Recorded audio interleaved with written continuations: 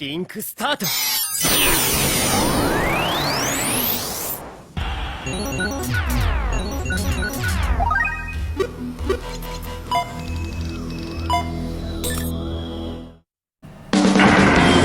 Dasar perhitungan pajak dan taksasi dan administrasi.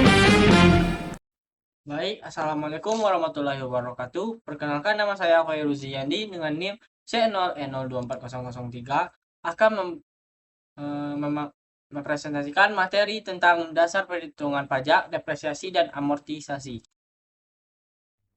Yang pertama ada dasar perhitungan pajak. Yang pertama, dasar pengenaan pajak (DPP). Untuk menghitung pajak penghasilan, perlu diketahui dasar pengenaan pajak. Bagi wajib pajak dalam negeri dan bentuk usaha tetap atau BUT, DPP adalah penghasilan kena pajak (PKP). Untuk wajib pajak badan, PKP-nya yaitu penghasilan neto, sedangkan untuk wajib pajak orang pribadi, PKP-nya penghasilan neto dikurang PTKP, penghasilan tidak kena pajak. Kemudian penghasilan neto yaitu penghasilan bruto 3 biaya yang diperkenankan Undang-Undang PPH. Ini ada biaya yang dapat dan tidak dapat dikurangkan. Undang-Undang PPH membagi biaya menjadi dua jenis, yang dapat dikurangkan dari penghasilan bruto dan yang tidak dapat dikurangkan. Biaya yang dapat dikurangkan meliputi biaya untuk mendapatkan, menagih, dan memelihara penghasilan. Kemudian penyusutan atau amortisasi aset berumur lebih dari 1 tahun. Kemudian iuran dana pensiun yang disahkan Menteri Keuangan, kerugian penjualan atau pengalihan harta perusahaan, kerugian selisih kurs, biaya penelitian dan pengembangan di Indonesia, biaya beasiswa magang dan penelitian, PTKP untuk wajib pajak dalam negeri, piutang tak tertagih, premi asuransi yang dibayar pemberi kerja, pengganti natural berupa makan atau minum bagi seluruh pegawai, kompensasi kerugian fiskal tahun sebelumnya. Kemudian ada biaya yang tidak boleh dikurangkan dari penghasilan bruto. Berdasarkan Undang-Undang Pajak, penghasilan Undang-Undang PPH, terdapat beberapa jenis pengeluaran yang tidak dapat dikurangkan dari penghasilan bruto. Pemahaman ini krusial untuk perhitungan pajak yang akurat. Yang pertama, pembagian laba. Pembagian laba dalam bentuk apapun tidak dapat dikurangkan. Kemudian kepentingan pemegang saham. Yang ketiga, dana cadangan. Yang keempat, premi asuransi. Yang kelima, natural dan kenikmatan. Yang keenam, jumlah yang melebihi kewajaran dibayarkan kepada pemegang saham. Kemudian yang ketujuh, hibah dan sumbangan. Harta yang dihibahkan, bantuan atau sumbangan kecuali zakat yang disalurkan melalui Basnas yang disahkan pemerintah. Yang kedelapan, pajak penghasilan. Pajak penghasilan itu sendiri tidak dapat dikurangkan. Yang kesembilan, kepentingan pribadi. Biaya untuk kepentingan pribadi wajib pajak. Yang ke-10, gaji persekutuan. Gaji yang dibayarkan kepada anggota persekutuan, FA atau CV yang modalnya tidak bagi atas saham. Yang 11, sanksi administrasi. Sanksi administrasi berupa bunga, denda yang berkenaan dengan perpajakan. Kemudian penghasilan final atau bukan objek. Biaya untuk penghasilan yang dikenakan PPh final, bukan objek pajak atau dihitung dengan norma penghitungan penghasilan neto. Kemudian ada PTKP, penghasilan tidak kena pajak. PTKP adalah batas penghasilan yang tidak dikenakan pajak bagi wajib pajak orang pribadi.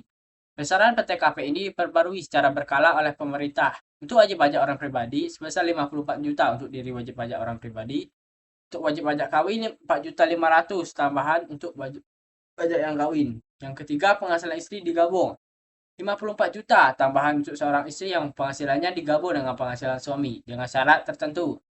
Contohnya, penghasilan istri tidak semata-mata dari satu pemberi kerja yang telah dipotong PPh pasal 21.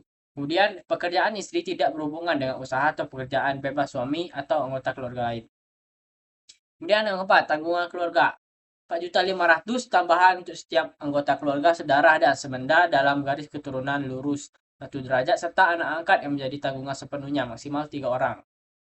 Penghitungan PTKP ditentukan berdasarkan keadaan pada awal tahun pajak atau awal bagian tahun pajak. Untuk pegawai lama, PTKP dihitung berdasarkan keadaan pada 1 Januari. Bagi pegawai baru yang datang dan menetap di Indonesia dalam bagian tahun takwim, PTKP dihitung berdasarkan keadaan pada awal bulan dari bagian tahun takwim yang bersangkutan.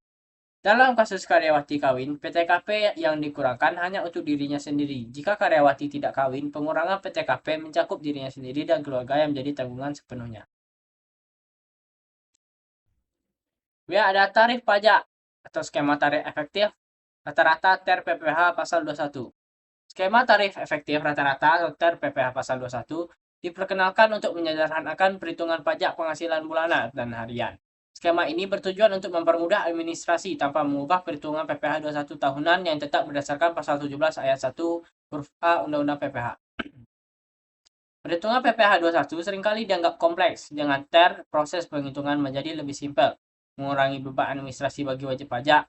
Penting untuk dicatat bahwa skema TER ini tidak menambah beban pajak baru, melainkan hanya metode penghitungan pajak secara bulanan atau harian. Yang kedua, ada depresiasi, pengalokasian biaya aset berwujud. Depresiasi adalah pengalokasian biaya oleh aset berwujud yang memiliki masa manfaat lebih dari 1 tahun. Aset ini digunakan untuk mendapatkan, menagih, dan memelihara penghasilan. Biaya perolehan aset tersebut tidak boleh dibebankan sekaligus dalam 1 tahun, melainkan harus diusutkan secara bertahap selama masa manfaatnya. Pengecualian berlaku untuk tanah yang berstatus hak milik, hak guna bangunan, hak guna usaha, dan hak pakai. Itu penggolongan harta tetap berwujud menjadi dua, yaitu bukan bangunan dan berupa bangunan. Untuk yang bukan bangunan, kelompok satunya harus memiliki masa manfaat besar 4 tahun, kelompok 2 8 tahun, kelompok 3 16 tahun, dan kelompok 4 masa manfaat 20 tahun. Jika berupa bangunan, jika bangunan itu permanen, maka masa manfaatnya 20 tahun, sedangkan jika tidak permanen, masa manfaatnya tidak lebih dari 10 tahun. Metode penyusutan yang diperbolehkan yaitu metode garis lurus dan metode saldo menurun. Saat penyusutan dapat dimulai pada bulan dilakukannya pengeluaran atau pada bulan pengerjaan harta selesai untuk harta yang masih dalam pengerjaan dengan izin Ditjen Pajak. Penyusutan juga bisa dimulai pada bulan harta mulai digunakan atau menghasilkan. Tabel masa manfaat dan tarif penyusutan aset berwujud. Ini contoh tabelnya. Untuk bukan bangunan, jika kelompok satunya memiliki masa manfaat 2 tahun dan tarif metode garis lurusnya 25%, sedangkan saldo menurun sebesar 50%. Untuk kelompok 2 dengan masa manfaat 8 tahun, tarif metode garis lurusnya sebesar 12,5 dan saldo menurunnya 25%. Dan kelompok 3 dengan masa manfaat 16 tahun, maka tarif metode garis lurusnya sebesar 6,25% dan saldo menurunnya 12,5%. Dan untuk kelompok 4 dengan masa manfaat 20 tahun, tarif metode garis lurusnya sebesar 5% dan saldo menurunnya 10%. Untuk kelompok bangunan dengan masa manfaat 20 tahun, bangunan permanen dengan masa manfaat 20 tahun, jika menggunakan tarif metode garis lurus, tarifnya hanya 5% dan tidak memiliki tarif saldo menurun. Jika bangunan tidak permanen dengan masa manfaat 10 tahun, maka tarif metode garis lurusnya sebesar 10% dan tidak memiliki saldo menurun. Metode saldo menurun tidak perlu untuk penyusutan bangunan karena sifat bangunan yang cenderung memiliki nilai manfaat yang lebih stabil sepanjang umurnya. Kemudian ada amortisasi, pelunasan harta tidak berwujud. Amortisasi adalah proses pelunasan utang atau pengalokasian biaya perolehan harta tidak berwujud serta pengeluaran lain yang memiliki masa manfaat lebih dari 1 tahun. Ini termasuk biaya perpanjangan hak guna bangunan atau usaha, hak pakai hingga goodwill. Amortisasi dilakukan secara bertahap dalam bagian-bagian menurun yang sebanding dengan masa manfaatnya. Penggolongan harta tidak terwujud dibagi menjadi 4 kelompok. Yang pertama dengan masa manfaat 4 tahun, yang kedua 8 tahun, yang ketiga 16 tahun, dan yang keempat 20 tahun. Metode amortisasi yang diperbolehkannya yaitu metode garis lurus dan metode saldo menurun. Kemudian ada tabel masa manfaat dan tabel amortisasi harta tidak berwujud. Kelompok 1 dengan masa manfaat 4 tahun, maka tarif metode garis lurusnya 25% dan saldo menurunnya 50%. Untuk kelompok 2 dengan masa manfaat 8 tahun, tarif metode garis lurusnya sebesar 12,5% dan saldo menurunnya 25%. Untuk kelompok 3 dengan masa manfaat 16 tahun, tarif metode garis lurusnya sebesar 6,25% dan untuk saldo menurunnya sebesar 12,5%. Dan terakhir untuk kelompok 4 dengan masa manfaat 20 tahun, tarif metode garis lurusnya sebesar 5% dan saldo menurunnya sebesar 10%. Kemudian kesimpulan. Pajak adalah instrumen vital dalam keuangan negara, berfungsi sebagai sumber penerimaan dan pengatur ekonomi. Pemahaman tentang dasar pengenaan pajak, biaya yang dapat dikurangkan, PTKP dan tarif pajak sangat penting untuk perhitungan yang benar sesuai Undang-Undang PPh. Depresiasi dan amortisasi berperan krusial dalam perhitungan laba fiskal, mengalokasikan biaya aset berwujud dan tidak berwujud selama masa manfaatnya. Keduanya harus mengikuti ketentuan tarif dan masa manfaat yang diatur. Penguasaan konsep ini membantu wajib pajak menyusun laporan keuangan yang akurat dan memenuhi kewajiban pajak. Kemudian mendukung penerimaan negara untuk pembangunan. Baik, sekian materi dari saya. Jika ada salah kata, mohon maaf. Saya akhiri. Assalamualaikum warahmatullahi wabarakatuh.